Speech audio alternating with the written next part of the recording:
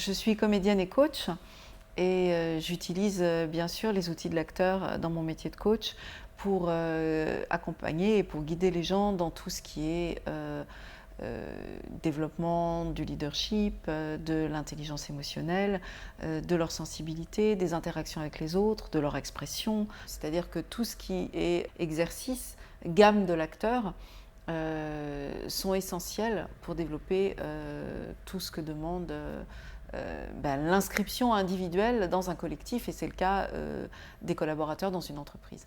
J'ai travaillé 2 ans en interne dans une entreprise. J'ai pu coacher des équipes en entier, des collaborateurs en groupe, mais d'équipes transverses.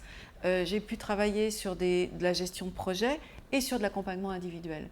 L'intérêt, c'est de pouvoir, avec les collaborateurs, créer un lien de confiance, puisque le fait d'être en interne, ça veut dire qu'on se voit quotidiennement. Je ne suis pas quelqu'un qui arrive de temps en temps juste pour coacher quelqu'un, mais j'ai une relation avec tous les collaborateurs. Et les séances collectives sont très importantes parce que je trouve que les gens progressent beaucoup en collectif, parce que le fait d'utiliser un artefact fait qu'ils ne sont pas confrontés frontalement à leurs difficultés, mais qu'ils ont le temps de prendre, de prendre de l'aise dans leur personne, dans leur sensibilité, pour avancer petit à petit au fil des exercices, avec des exercices qui vont très bien réussir, d'autres qui vont rater, et petit à petit, comme ça, ils avancent vers ce qu'ils ont besoin de potentialiser.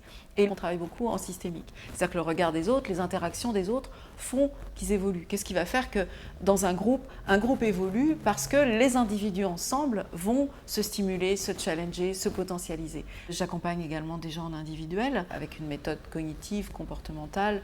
Et vous avez des gens qui, au départ, ne sont pas prêts à travailler en collectif.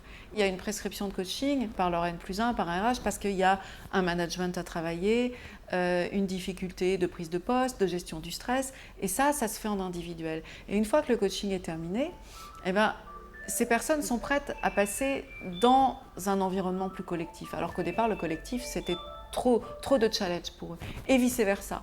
Vous avez des personnes qui sont tout à fait ouvertes à travailler en collectif parce que le travail en collectif est différent. C'est plus ludique. Et le travail, leur prise de conscience, elles se font comme ça. C'est un angle un peu détourné, un peu autre. Et une fois que le pli est pris, une fois que la dynamique collective est installée, vous avez des personnes qui se disent finalement, j'ai quand même des difficultés dans mon management avec telle personne, ou j'ai quand même des difficultés à gérer mes priorités.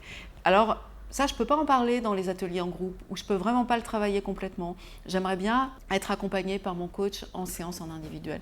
La facilité d'être là dans l'entreprise, c'est de pouvoir dire « mais oui, bien sûr », parce que justement, il y a ce rapport au temps qui est complètement différent.